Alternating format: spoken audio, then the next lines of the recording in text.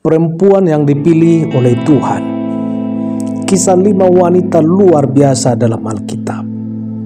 Sepanjang sejarah, ada banyak tokoh perempuan luar biasa yang kisahnya menginspirasi generasi demi generasi. Namun seringkali mereka diabaikan atau dipandang sebelah mata dalam masyarakat patriarki. Alkitab mencatat beberapa perempuan yang bukan hanya berani, tetapi juga dipakai Tuhan dalam rencananya yang besar. Yang menarik, beberapa dari mereka memiliki latar belakang yang kelam, penuh dengan tantangan dan stigma sosial.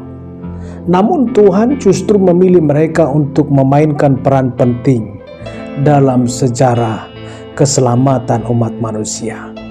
Hari ini kita akan melihat 5 perempuan luar biasa yang masuk dalam garis keturunan Yesus Kristus. Siapa mereka dan apa yang bisa kita pelajari dari kisah hidup mereka? Mari kita temukan jawabannya. Yang pertama, Tamar. Keberanian dalam situasi mustahil. Tamar adalah seorang janda yang menghadapi masa depan tanpa keturunan.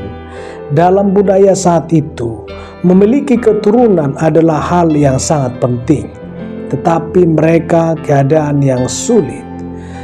Ia melakukan sesuatu yang tidak biasa, menyamar dan menipu mertuanya Yehuda, hingga akhirnya ia mengandung dari hubungan itu. Mungkin secara moral kita melihat kisah ini sebagai sesuatu yang kelam, tetapi Tuhan tetap memakai Tamar untuk meneruskan garis keturunan Mesias. Dari dia lahirlah Peres, salah satu nenek moyang Yesus. Yang kedua, Rahab. Iman dari tempat yang tak terduga. Rahab adalah seorang pelacur di Yeriko.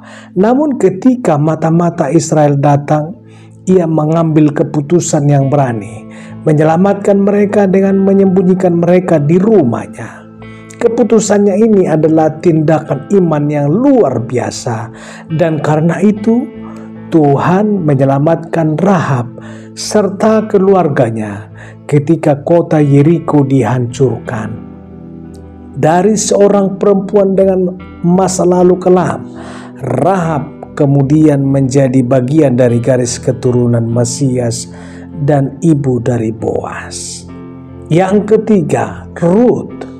Kesetiaan yang mengubah takdir. Ruth adalah seorang perempuan Moab, bangsa yang tidak terima oleh orang Israel.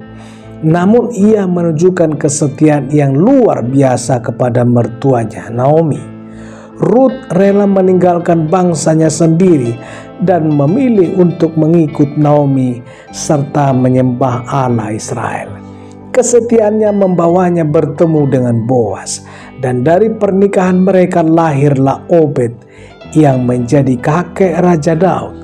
Dari seorang yang dianggap asing dan tidak layak, Ruth justru menjadi nenek buyut Yesus Kristus. Yang keempat, Betseba. Kasih karunia di tengah skandal. Betseba dikenal karena kisah skandalnya dengan Raja Daud. Hubungan mereka diawali dengan dosa, tetapi dari pernikahan mereka kemudian lahirlah Salomo, raja terbesar dalam sejarah Israel.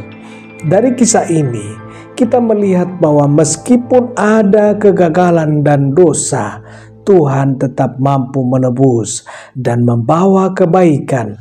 Bahkan dari garis keturunan Betseba, Yesus lahir sebagai raja segala raja. Yang kelima, Maria. Kesederhanaan yang dipilih oleh Tuhan. Maria hanyalah seorang gadis sederhana dari desa kecil, namun ia mendapat panggilan yang luar biasa, mengandung Yesus oleh kuasa Roh Kudus sebelum menikah. Bayangkan stigma dan tekanan sosial yang harus ia hadapi. Namun Maria tetap taat kepada Tuhan. Melalui dia, Yesus Kristus lahir ke dunia sebagai juru selamat. Kisah Maria menunjukkan bahwa Tuhan tidak memilih berdasarkan status atau kekuatan manusia, tetapi berdasarkan hati yang taat kepadanya. Bapak Ibu, yang menjadi kesimpulannya, kisah Tamar, Rahab, Rut, dan Betseba, dan Maria menunjukkan bahwa Tuhan seringkali bekerja melalui orang-orang yang dianggap lemah, tidak layak, atau memiliki masa lalu yang kelam. Mereka bukan perempuan yang sempurna menurut standar manusia, tetapi Tuhan melihat hati mereka. Dia memakai keberanian Tamar, iman Rahab, kesetiaan Rut, pemulihan Betseba, dan ketaatan Maria untuk menggenapi rencana keselamatannya. Dari kisah mereka, kita belajar bahwa Tuhan tidak memilih berdasarkan status, latar belakang, atau kesempurnaan, tetapi berdasarkan hati yang tersedia dipakainya. Jika Tuhan bisa memakai mereka dalam rencana besarnya, maka Dia juga bisa memakai kita. Tidak peduli siapa kita, apa yang telah kita lakukan, atau bagaimana orang lain memandang kita, Tuhan melihat nilai kita yang sesungguhnya.